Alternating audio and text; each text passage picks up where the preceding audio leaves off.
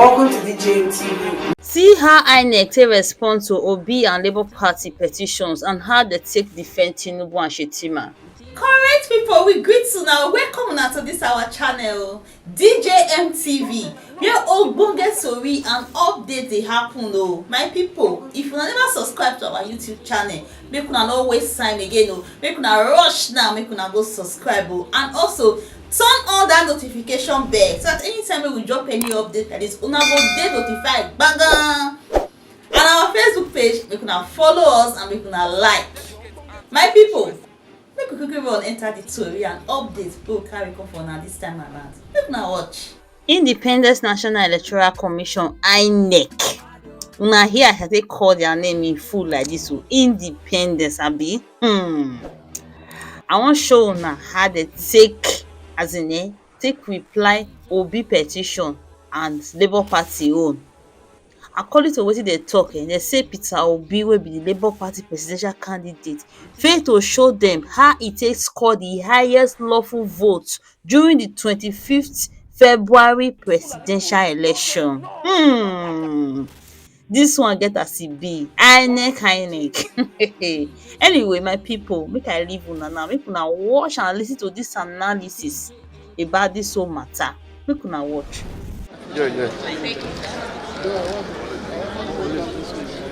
The Independent National Electoral Commission INEC has argued that Labour Party's presidential candidate Peter Obi failed to show how he scored the majority of lawful votes during the 25 February presidential election.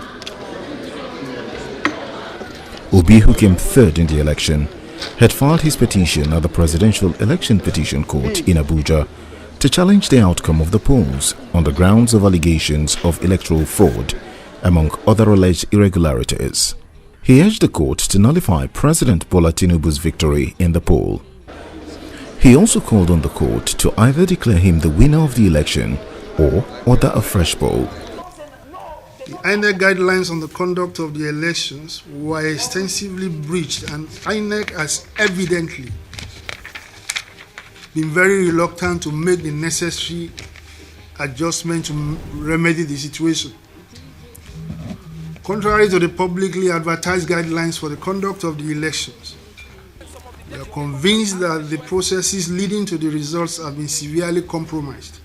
Peter Obi and his party, LP, also alleged that Bola Tinubu and Vice President Kashim Shettima were not qualified to vie for Nigeria's presidency. They said Tinubu was convicted of drug-related crimes and forfeited $46,000 in the US. They also accused Kashim Shettima of double nomination by their party, the All Progressives Congress APC. The petitioners contended during the trial of the case that Tinubu was not duly elected by the majority of the lawful votes cast at the election. Peter Obi and Labour Party called 13 witnesses to back his claims. The 5-member panel of the court, led by Haruna Tsamani, later ordered parties to the case to exchange their final addresses at the end of the trial. In its final written address, INEC, through its lead lawyer, Abubakar Mahmood SAN, said Obi's petition lacks merit. Responding to allegations of Shettima's double nomination, Mahmood said the APC had, in a letter dated 6 July 2022, received on 13 July 2022 by INEC, withdrawn his candidacy for Borno Central Senatorial District to clear the way for his nomination as Tinubu's running mate. He clarified that Mr. Shettima's voluntary withdrawal preceded his nomination as Tinubu's vice presidential pick. Also addressing the issue of Tinubu's alleged trafficking of narcotic drugs in the US and referencing a letter from the US government tendered during the defense, Abubakar Mahmood SAN said there was no criminal charge, sentence or conviction to support the allegation of criminal conviction or forfeiture. He added that the alleged order of forfeiture, being that of a foreign court, is not registered in Nigeria and therefore not enforceable. Mahmood argued that it's been over 20 years since Judge John Nobeg of a United States District Court made the alleged forfeiture order dated 4 October 1993. On the issue of INEC's failure to upload polling unit results of the presidential election to its result viewing portal in real time on 25 February, Abubakar Mahmood contended that electoral officers could not transmit the image of the results to the IRF portal due to the technical glitch that occurred on the e-transmission application hosted by Amazon Web Service. During his testimony, INEC sole witness had tendered the Amazon Cloud Trail in support of the claim that there was a technical glitch on the Commission's portal during the presidential poll. Mahmood said the evidence of INEC sole witness, Lawrence Bayode, an assistant director at the Commission's ICT department, was uncontroverted. Mr. Bayode, during his testimony, stated that he was one of the persons who designed the INEC e-transmission system and helped resolve the technical glitch that occurred on election day.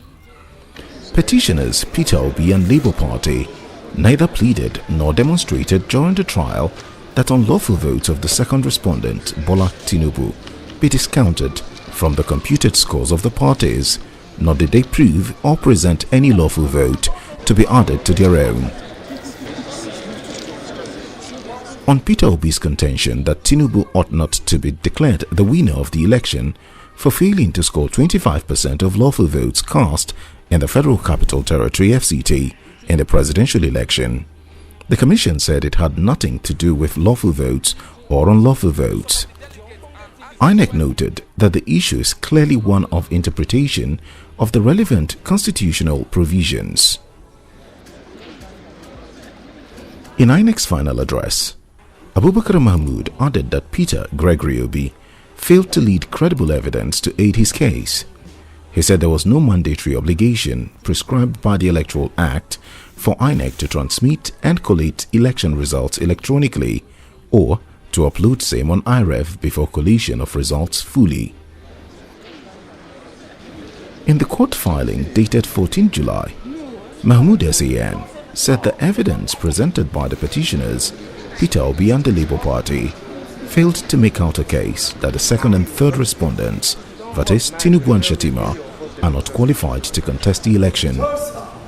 He argued that Section 134, subsection 2 of the Constitution only requires a candidate to have scored the highest number of votes cast and at least 1/4 of the votes cast in 2/3 of all the states in the Federation and the FCT as an aggregate of 37 states. The petition, for want of evidence, deserves to be dismissed. Yes, so my people, now the updates will carry come from like this so and say am and reason am make una drop una comment too and make una no forget to like and share. Una do well, see you in the next video. DJ